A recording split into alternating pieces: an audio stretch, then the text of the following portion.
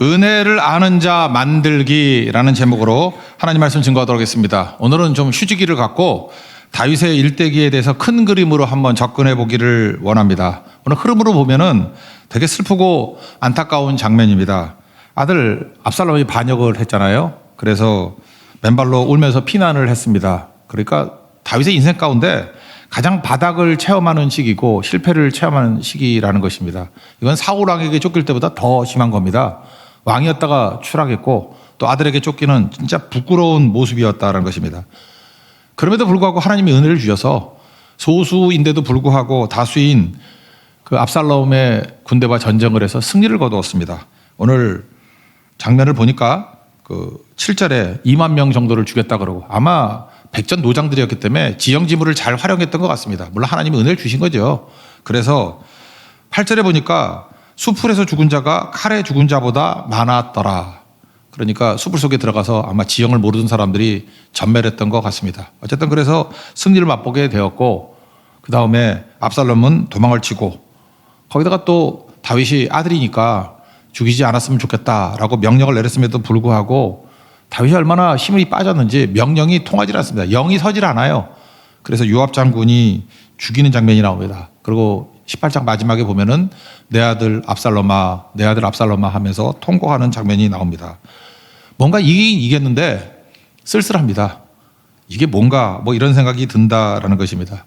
우리가 그 다윗의 일대기를 볼 때에도 이렇게 접근할 때가 있습니다. 옳고 그름으로 접근할 때가 있어요. 난 이렇게 접근하는 걸 정말 싫어합니다. 정말 재미없는 접근이고 재미없는 해석이라고 생각합니다. 뭐든지 선악과로 생각하는 거예요. 이거 제일 쉬운 방법이 뭐죠? 하나님 앞에 잘 나가다가 죄 짓고 난 다음에 곤두박질 치게 되었다. 그럼 뭐예요? 율법주의하고 다를 게 없잖아요. 만약 이것이 다윗이 보여주는 메시지라 그러면 우리 가운데 제대로 설 수 있는 사람이 누가 있습니까? 우리 다 죄인이고 다 병자들이고 맨날 넘어지고 그러면 이거 읽을 때마다 이게 내 모습이다 그러면 그게 무슨 메시지겠어요? 이걸 설명하려고 다윗에 대해서 이렇게 많은 분량을 할애했다고 생각하지는 않습니다. 그러므로 이게 율법주의적인 접근, 그러니까 옳고 그름은 그런 식의 접근이 아니라는 것입니다. 오늘 성경을 보면요. 구약 성경에서 다윗만큼 많은 분량을 차지하는 사람이 없잖아요. 엄청난 내용들을 다윗을 할애합니다. 이유가 뭐냐? 목표가 영웅 만들기가 아니라는 거예요. 다윗 같은 영웅 되랴 이런 동화 같은 이야기가 아니라 다윗에게 있어서 가장 중요한 건 뭐냐면 은혜입니다. 은혜. 다윗을 통해서 은혜가 무엇인지를 알게 되고 은혜의 결과 예수님이 오시게 되었고 예수님이 오셔서 우리에게 은혜 주시는 분이다. 이거를 증거하는 게 메시지라는 거예요. 그래서 다윗 그러면 은혜를 아는 자. 다윗을 통해서 은혜를 알게 하옵소서. 그게 필요하다는 것입니다. 우리 선입견입니다. 다윗 딱 그러면 생각나는 게 두 장면이죠. 두 사람 이야기가 생각나지 않습니까? 첫 번째는 골리앗, 두 번째는 밧세바. 그렇죠? 이 압살롬 같은 이야기는 생각도 안 나죠. 딱 두 개입니다. 골리앗과 밧세바. 골리앗 그러면 어떤 거죠? 영웅의 모습입니다. 골리앗을 물리친 영웅. 그래서 막 노래 부르잖아요. 사울은 천천, 다윗은 만만. 엄청나죠? 영웅. 그러다가 또 생각나는 게 뭐예요? 사무엘 하에 넘어가면 밧세바의 범죄, 그 다음부터 실패하고 추락하고 부끄럽고 깨지고 그렇다고 그러면 다윗은 끝에 망하는 거 아니에요? 근데 이렇게 우리는 많은 사람이 생각을 한다는 것입니다. 그래서 결국은 붙드는 게 뭐죠? 거봐라, 죄지면 망한다. 죄지면 소망이 없다. 근데 우린 소망이 없는 자들이잖아요. 다 죄인들이고 또 반복해서 죄를 짓잖아요. 그렇다고 그러면 그게 메시지는 없겠죠. 우리 앞부분에 한번 보세요. 다윗에 대해서 그런 진짜 영웅 중에 영웅이었다는 것입니다. 그래서 뭐 골리앗 물리치다. 데뷔 자체가 영웅이잖아요. 골리앗을 물리치는 영웅. 거기다가 도망칠 때도 영웅적이죠. 사울 왕을 죽일 수 있는데도 불구하고 두 번이나 살려주고. 와, 대단하다. 영웅적이야. 원수 사울 왕이 죽었습니다. 그러면 쌤통이다. 그러고 진짜 인간보야 이럴 건데 활노래를 지어서 부르면서 통곡을 하잖아요. 그때까지 우리 느끼는 게 뭐죠? 야, 다윗 같은 사람이 없다. 우리도 다윗 같은 영웅이 돼야지. 근데 그 다음부터는 어떻게 보면 추락하는 것 같이 보이고 넘어지는 것 같이 보이고 우여곡절이 있는 것 같이 보이잖아요. 그러니까 사무엘하 잘 안 읽습니다. 우리 많은 사람들은 사무엘상까지만 읽고 신난다 그러고 그냥 대충 퉁치고 나가버려요. 사무엘하는. 사실 사무엘하가 복음의 핵심인데 사무엘하가 사실은 은혜를 아는 자가 되는 핵심인데 그거를 놓쳐버린다라는 것입니다. 그러니까 문제가 되는 거죠. 신약 성경으로 한번 넘어봅시다.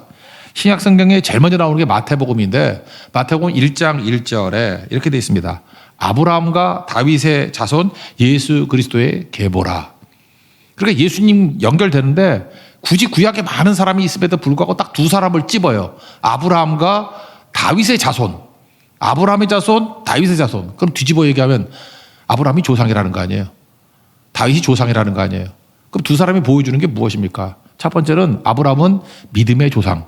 이건 다 받아들이죠. 많이 붙들잖아요. 아브라함은 믿음의 조상. 그래서 믿음이 뭔지를 설명하려고 그러면 아브라함을 살펴보면 거기 90% 이상의 믿음의 정의가 쭉 나와요. 아브라함은 믿음의 조상. 그럼 다윗은 뭐예요? 은혜의 조상이라는 거예요. 그러니까 다윗을 통해서 우리가 진짜 알기를 원하는 게 뭐냐면 은혜를 알기를 원한다. 에베소서 2장 8절 너희는 그 은혜에 의하여 믿음으로 말미암아 구원을 받았다. 이건 너희들에게서 난 게 아니라 하나님의 선물이다. 이런 말씀 있죠. 이거 NLT에 뭐라고 돼 있어요? God saved you. 우리가 구원받았다는 거예요. By His grace. 이게 중요한 거죠. 은혜에 의하여. 이게 다윗이에요. By His grace. 이걸 설명하는 게 구약에 본다 그러면 다윗을 통해서 By His grace. 은혜에 의하여. When you believed. 믿을 때. 믿음이란 건 뭐예요? 예수님께서 이루신 일들, 하나님이 이루신 모든 것들을 내가 영접하는 거죠. 믿음이라는 스위치를 누를 때 내게 다 동기화돼 버리는 거죠. 그게 아브라함이에요. 아브라함의 믿음. 오늘 저녁에 살필 거예요. 아브라함 믿음. 근데 은혜는 무엇입니까? 다윗의 다윗. 그래서 다윗의 일대기를 통해서 우리는 은혜를 볼 줄 알아야 되고 결국 은혜가 승리하는 것이구나. 은혜 놓치면 아무것도 아니구나.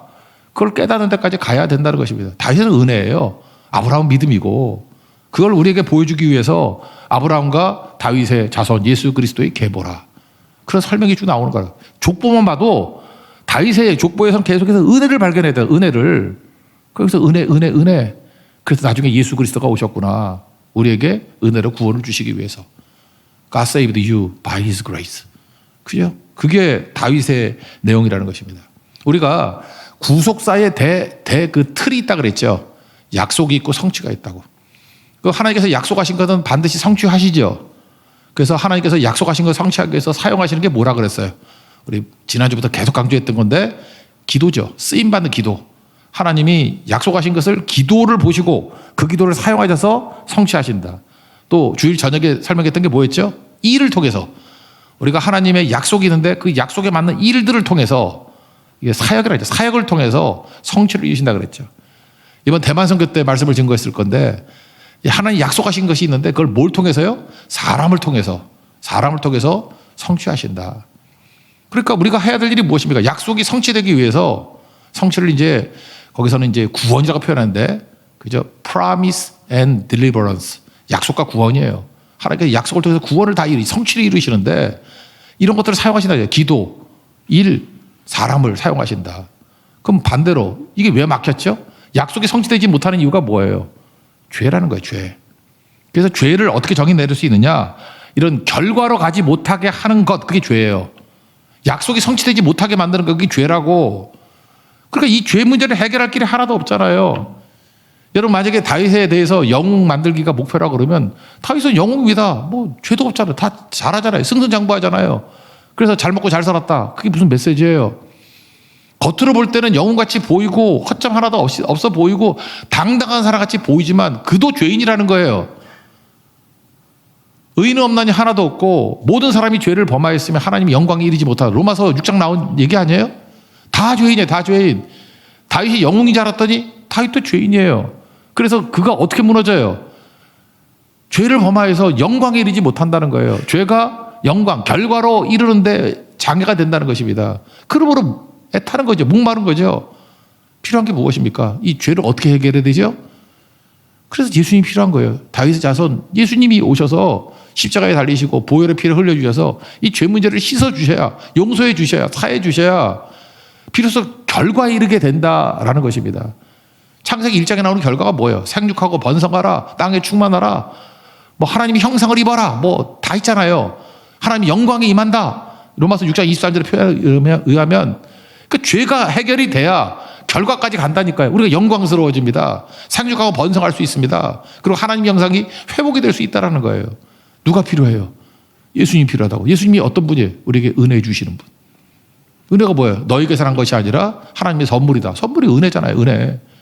은혜에서 구원받고 은혜에 의해서 모든 것들을 다 누리게 된다.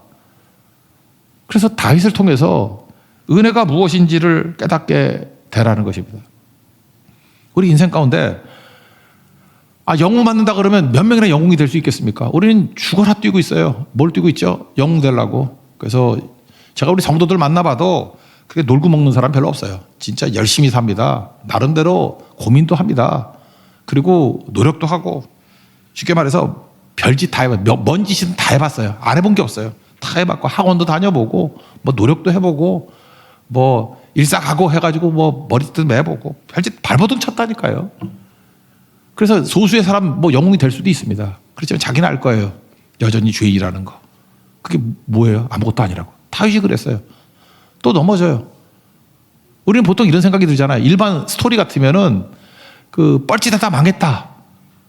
그런데 다시금 하나님의 말씀 붙들고 일어나서 영웅 되었다. 그 얘기 아니에요. 근데 지금 전혀 반대 얘기를 하고 있어요. 우리가 볼 때 영웅같이 보이는 다윗도 죄인이고 병자다. 무너지지 않았냐? 우린 답답하죠. 그 별거 아닌 여자에게 넘어져서 박살나버리고, 별거 아닌 아들에게 넘어져가지고 박살나버리고, 우리 다 겪는 문제 아니에요? 아니, 여자 문제, 또 뭐죠? 그 아들 문제, 뭐 이런 것도 다 우리 일상에서 겪는 문제 아니에요? 우리 가정 문제잖아요. 가정 문제들 여기서 다 나가 떨어지는 거, 우리 일상의 모습 아닙니까? 그렇다고 그러면 거기서 끝이라고 그러면 우린 절망이잖아요. 맨날 나가 떨어지잖아요. 맨날 실패하잖아요. 그때에 하나님의 은혜가 임한다는 것입니다. 그래서 여러분도 오늘도 예배드리는 성도 가운데 나는 정말 체념해야 되고 절망이고 난 다 잃어버리고 이제 일어설 힘도 없습니다. 그때 하나님 은혜가 임하는 거라고. 그래서 주님께서 우리에게 원하는 게 뭐예요? 탕자같이 되기를 원하는 거예요. 다 내가 부인되고 NIBC 내가 죽고 이제는 어찌합니까? 은혜 외에는 내가 살 길이 없습니다. 그걸 주님께서 기다리고 계신다라는 것입니다. 여러분, 기독교는 참 묘한 겁니다. 무덤이 있죠, 무덤. 무덤이면 끝난 거 아닙니까? 근데 가장 기독교의 메시지 중에 중요한 게 부활 메시지잖아요. 부활이 뭐예요? 어둠을 몰아낸다는 거 아니에요. 사망을 몰아낸다는 거 아니에요. 마귀의 경관지를 다 판다는 거 아니에요. 죽음 그러면 끝이라는데 우리에게 영생을 준다는 거 아니에요. 생명을 준다는 거 아니에요. 그게 부활 아닙니까? 근데 부활이 담긴 그릇이 어디입니까? 어디서 부활이 나타났어요? 변화살에서? 뭐 예수님이 뭐 오병이어 기적을 행했을 때 그때 부활을 말씀하셨나요? 아니에요. 무덤에서 부활이 나와요. 무덤에서. 무덤이라는 그릇에 부활이 담겼어요. 이게 은혜라고. 여러분, 인생 가운데 지금 내가 서 있는 자리가 무덤이라는 생각이 드는 사람이 있습니까? 무덤이라는 그릇에 하나님께서 부활을 담으신다고요. 그래서 은혜가 뭔지 알아요? 은혜는 하나님이 하셨다예요. 하나님이 주셨다예요. 은혜는 나로 말미암지 않고 그죠? 하나님의 선물이라고. 하나님이 주신 거라고. 우리 많은 사람은 은혜 그러면 이 복음을 잘 모르니까 공짜라고 생각해. 그래서 이렇게 생각하죠. 뭐 은혜로 구원받았다고, 공짜로 구원받았다고. 그러면 죄값을 치르지도 않고, 뭐 회개했다 그러면 또 용서받고, 회개했다면 용서받고, 그게 뭐 하는 짓이냐. 그런 용법으로 은혜를 사용하신 적이 없어요. 은혜의 용법은 뭐냐면 하나님의 뜻이 있고 목적이 있다는 거예요. 우리를 향한, 우리 교회를 향한, 이 세상을 향한. 근데 그걸 이루기 위해서 몇 명의 영웅이 나와가지고 그런 거 이루는 거 아니라는 거예요. 너희들이 영웅적인 행동을 해가지고 이룰 수 있는 것도 아니다. 무슨 얘기예요? 인간의 공로, 열심 이런 것들 부정하는 얘기예요. 내가 뭐 한다는 걸 부정하는 거예요. 하나님이 하셨다예요. God saved you by His grace. 이게 은혜예요. 하나님의 은혜로 하나님이 주도권을 잡고 하나님이 반드시 이루신다는 것입니다. 무슨 얘기예요? 여러분들을 변화시킬 수 있는 것, 여러분을 다른 존재로 만들 수 있는 건 하나님만이 여러분을 다른 존재로 만들 수 있다는 것입니다. 그게 은혜예요. 사무엘상에서는 다윗이 완성되지 않아요. 사무엘 하에 와서 그는 죄인이고 병자고 파산된 모습을 고백하지 않습니까? 그때 하나님의 은혜가 개입을 해요.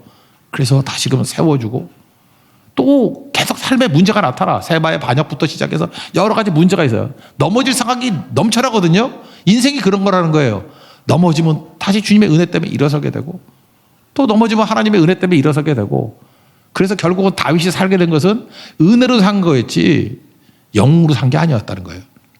그리고 그 후손들 바라보죠. 우리 인간 어찌합니까? 이 죄인들 어찌합니까? 그럴 때 후손 가운데 예수님이 오셔서 은혜 가운데 우리를 건져주시고 살려주시는 능력이 있다는 거예요. 워드 프라이를 한다 그러면 영웅 만들기가 아니라 영광스러운 존재 만들기예요. 영광은 은혜로 임하는 것입니다. 하나님 은혜를 붙들고 나아가는 종 되기를 바랍니다. 그러므로 우리 인생 가운데 가장 약할 때, 그때가 하나님 찾을 때예요. 탕자 보세요. 이 탕자가 다 박살이 나서 쥐업 열매도 주는 자가 없을 때 은혜를 구하잖아요. 아버지 찾잖아요. 아버지. 그때 내 자격이 있어. 아버지만이 나를 먹여 살릴 수 있습니다. 나를 품꾼의 하나라도 여길 수 있습니다. 그게 은혜를 구하는 거 아니에요? 은혜 주시죠. 탕자의 회복은 은혜에 의한 회복이지. 무슨 공로, 무슨 열심이에요. 집에 들어간 게 열심입니까? 그게 노력이에요, 그게? 근데 집에 있는 형은 은혜를 모르잖아요. 그러니까 옆에 있음에도 불구하고 여전히 죄인인데 죄인인지를 모르고 병자인데 병자인지를 모르는 인생을 산다는 거예요. 인간은 척추동물입니다. 근데 우리의 마음과 믿음은 갑각류라 그렇게 말할 수 있다 그랬죠. 척추는 어떻습니까? 척추동물은 겉으로 볼 때는 말랑말랑해요. 속에 뼈가 있죠. 근데 갑각류는 어떻습니까? 겉은 딱딱해요. 가자, 게, 새우, 랍스터 이런 거죠. 딱딱하다고. 그러면 여러분들 조그만 게 먹어봤어요? 그 상품 가치 없는 조그만 게. 그 씹어 먹기도 힘들고. 그 이태리 음식 가운데 조그만 게, 그 워싱턴 DC 가면 팔아. 그 맛있다 그런 데는 맛도 없더라고. 조그만 게인데 그냥 통째로 씹어 먹는 거야. 아니 그 낙지 먹는 건 욕하면서 왜 새우 씹어 먹는 건 욕을 안 하는지 모르겠어. 맛도 없어요. 근데 우리가 좋아하는 건 영떡 대게죠. 이따만한 게. 그죠? 그러면 태어날 때부터 영떡 대게가 그렇게 크게 태어납니까? 아니에요. 처음엔 작게 태어났다가 어느 순간인가 그걸 뭐라 그러죠? 껍질을 벗기는 거. 탈피하는 때가 있어요. 탈피. 그러면 탈피하고 난 다음에 또 커지고 탈피하러 간 다음에 커지고. 그러니까 이 개가 탈피할 때가 언제예요? 가장 말랑말랑할 때고 가장 상처받기 쉬울 때고 가장 약할 때고 스치게 말해도 아플 때예요. 그때 우리는 약할 때라고 부르지 말고 뭐라고 불러야 돼요? 성장할 때라고요. 우리 인생이 은혜로 성장하는 거예요. 은혜로. 뭐 딱딱한 머물러 있으면 더 성장 못해요. 근데 그거를 벗기고 나는 연약합니다. 나는 부족합니다. 나는 스치게 말해도 아픈 존재입니다. 상처 입는 존재입니다. 그럴 때 성장하는 거라고. 그리고 다시 표피가 생기고 껍데기가 생기고 또 깨지고 또 성장하고. 사무엘 하에서 보여주는 은혜로 성장하는 다윗의 모습, 그걸 발견해야 돼요. 사무엘 하에 복음이 다 숨겨져 있어요. 사무엘 상에는 뭔지 아십니까? 인간이 추구하는 영웅. 대단한 영웅이다. 근데 영웅도 한 방에 날아간다. 여자 문제 하나에 날아가 버리고 자식 문제 하나에 날아가 버리고. 그러니까 무슨 얘기예요? 일상의 문제에 날아가는 게 인간이라는 거예요. 인간은 죄인이고 의인은 하나도 없다. 모든 사람이 죄를 범하였음에 하나님 영광에 이르지 못하고 죄의 싹은 사망이다. 절망이잖아요. 그때에 다윗은 은혜를 만나게 되었다는 거예요. 그래서 봐라. 꾸역꾸역 일어서게 되지 않느냐. 그게 신앙의 본질이 된다라는 것입니다. 다윗의 시편을 보면요, 그의 일대기에 여러 부분들이 쭉 나와 있습니다. 그런데 그가 승승장구할 때 별로 많은 시편은 없어요. 뭐 승승장구할 때 뭐 시편이 나올 게 뭐 있나요? 한번 생각해 보세요.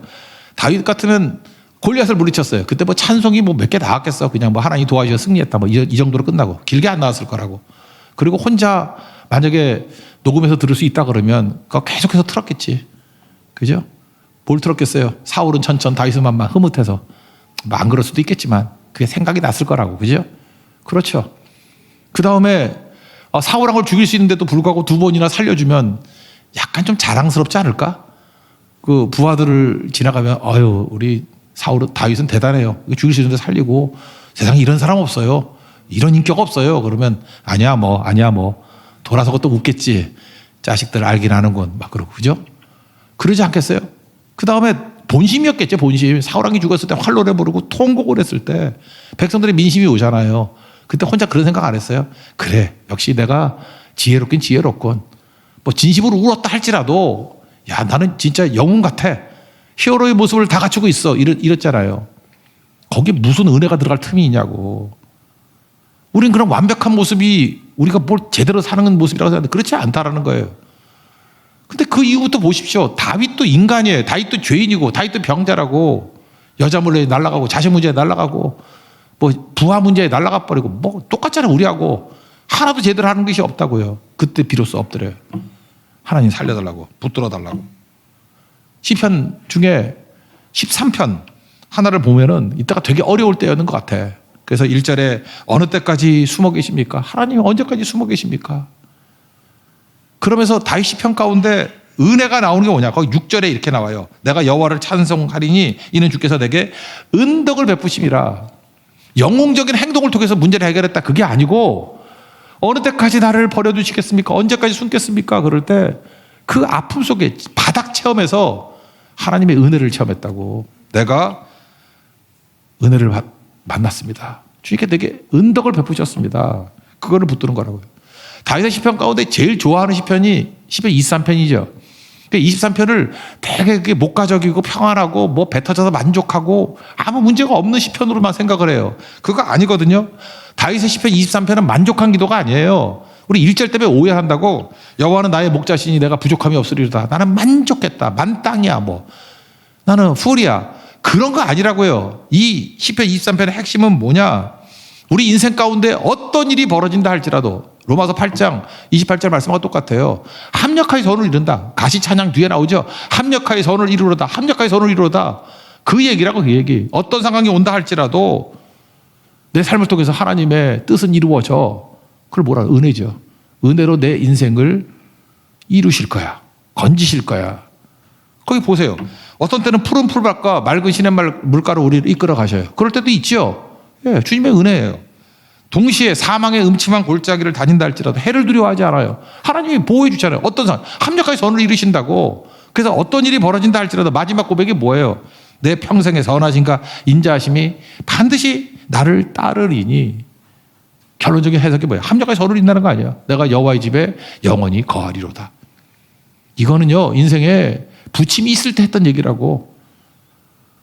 내가 영웅적이기 때문에 사는 게 아니라 하나님의 은혜 때문에 나는 확신 가운데 거합니다. 주님 은혜를 부어주십시오. 은혜는 뭐예요? 공짜로 얻었다 그 얘기가 아니라니까. 하나님이 하셨다는 거예요. 하나님이 내 인생에 개입해 주셔서 나를 건져 주셨습니다. 그 고백이죠. 아마도 다윗의 말년의 고백이었던 것 같아요. 시편 145편인데 1절 2절은 그 하스데반 목사님, 선교사님, 그 하영주 목사님 동생분이시죠. 그분이 작곡했던 찬양인데 제가 참 좋아하는 거예요. 왕이신 나의 하나님, 그 찬양이에요. 1절 2절이 왕이신 나의 하나님이거든요. 왕이신 나의 하나님이여 내가 주를 높이고 영원히 주의 이름을 송축하리이다. 2절 내가 날마다 주를 송축하면 영원히 주의 이름을 송축하리이다. 너무 좋거든요. 이건 말년의 고백이에요. 골리앗을 물리쳤을 때 그 승승장구하는 그냥 내게 은혜 주셔서 내가 다 이깁니다 하는 그런 심찬 고백이 아니고 시편 145편 5절을 보니까 이게 진짜 은혜를 아는 자의 마지막 고백이에요. 주의 존귀와 영광스러운 위엄과 주의 기이한 일들을 나는 작은 소리로 읊조리리다. 은혜를 아는 자는 그래요. 소리 지르지 않고 인생을 음미하는 거예요. 나 같은 죄인을 살리시고 내가 아무 능력도 없고 결국은 좌절하고 쓰러져 있었는데 주님이 은혜를 주셔서 결국은 결과를 만들어내시는구나. 그래서 작은 목소리를 읊조리시는 거예요. 주님 감사합니다. 주님 은혜입니다. 나를 통해서 이 모든 것들이 이루어지셨군요. 그게 다윗이라는 거죠. 다윗. 그래서 여러분 다윗을 통해서 은혜의 관점에서 그를 파악해야 된다는 거예요. 그래서 다윗이 중요한 겁니다. 은혜를 아는 자가 예배드립니다. 그래서 다윗의 장막 그러면 예배드리는 사람 아니에요. 그게 은혜를 깨닫는 사람이 예배지 영웅의 예배가 아니에요. 영웅 되지 말고 여러분 은혜를 아는 자가 돼야 된다는 거예요. 그 은혜를 알게 되면 어떻게 되죠? 우리는 뭐 은혜 받았습니다. 그러면은 뭐 그렇게 펄펄 뛰는 건지 알아요. 뭐 사도행전에 나오는 것 같이 펄펄 뛰어서 뭐 마귀도 쫓아내고 귀신도 쫓아내고 뭐 또 있나 병자도 고치고 이렇게 센세이션한 거. 진짜 은혜를 받은 건 뭔지 아십니까? 뭘 하게 만드는 능력이라기보다는 무엇을 하지 않을 수 없게 만드는 감동이에요. 은혜를 아는 자는요, 뭐라 그럴까? 꾸역꾸역이야. 꾸역꾸역 해요. 그 자리를 지킨다고. 예레미야가 그랬잖아요. 내가 다시는 말씀 안 전한다고. 뭐 전하면 듣지도 않고 핍박만 입고 하니까. 근데 내 마음에 불 붙는 것 같아서 전하지 않을 수 없다. 그런 게 있죠. 이게 은혜 받은 자의 모습이라고요. 무엇을 하지 않으면 견딜 수 없게 만드는 힘, 뭘 하게 만드는 힘, 하지 않을 수 없게 만드는 힘, 그런 감동, 그게 은혜라고요. 은혜. 선교도 마찬가지죠. 이번 대만 선교 뭐 은혜 받았습니다. 다 좋지만 일주일 지나면 삭신이 쑤시겠지. 그죠? 이번엔 뭐 이렇게 연세가 드신 분들 이렇게 허리 아픈 분들이 많은지 아프다고. 그러면 이제 고성 선교는 안 가겠죠. 예, 결심을 해요. 고성 절대로. 고자가 이게 고난 고자야. 그죠? 고성. 고난의 소리가 터지는 곳이 고성이야. 안 간다 그러는데 제가 예언합니다. 고성에 와 있을 거예요. 왜 그런지 알아요? 힘들어도 안 갈 수 없는 게 은혜예요. 은혜 받은 자는 힘들어도 다시 하지 않으면 견딜 수 없게 만드는 예레미야의 마음, 그거 주신다고. 다윗의 마음, 힘들어도 가요 거기서. 그게 은혜의 힘이라는 거예요. 은혜의 힘. 여러분, 하나님의 은혜가 임하면요, 이게 우리 인생을 싹 스쳐가 버리면 존재가 변화됩니다. 존재가. 우리 존재가 다 흔들려 버려요. 하나님 은혜가 임하면 이게 뭐라 그러죠? 존재 진동이 막 일어나요. 그래서 심령을 울리고요. 내 목표가 바뀌어버리고 인생에 어떤 추진력이 생겨버려요. 그래서 이제까지 무엇을 먹을까, 무엇을 마실까, 무엇을 입을까 했던 것들이 다 초라해버리고 자기 목숨 걸 일이 생긴다니까요. 사명 걸 일이 생긴다니까요. 그게 은혜입니다. 어떤 목사님이 그런 얘기 하더라고요. 목회 최고의 저주가 뭐냐? 은혜 없이 목회하는 거래. 나 그 말이 옛날엔 이해를 못했는데 이해가 돼요. 하나님의 은혜를 느끼지 못하면서 목회를 하면 지옥이죠. 이거 뭐 다 고난이고 새벽에 깨야 되고 이게 뭔 생지옥이지, 생지옥. 근데 은혜를 알면은 그 안에 힘이 있습니다. 그 안에 존재를 흔드는 감동이 있어요. 하나님의 만지심이 있다고요. 저는 우리 모든 성도들, 우리 교회가 은혜를 아는 자가 되기를 원합니다. 다윗의 인생이 위대했던 이유는 영웅이었기 때문이 아닙니다. 그 인생의 순간순간에 바닥을 치는 모습 속에서도, 가장 어려운 모습 속에서도, 그때 껍질이 다 없어졌을 때 그 순간에 하나님의 은혜를 맛봤기 때문에, 은혜를 맞았기 때문에 일어서게 되었다는 것입니다. 그래서 은혜를 아는 자는 하나님의 전능하신 능력이 삶 속에 드러나는 은혜의 통로가 됩니다. 은혜를 알고 은혜로 다시 일어나서 승리할 수 있는 하나님의 거룩한 종 되기를 축원합니다. 자리에서 일어나겠습니다. 280장 찬송하겠습니다. 1절 하겠습니다.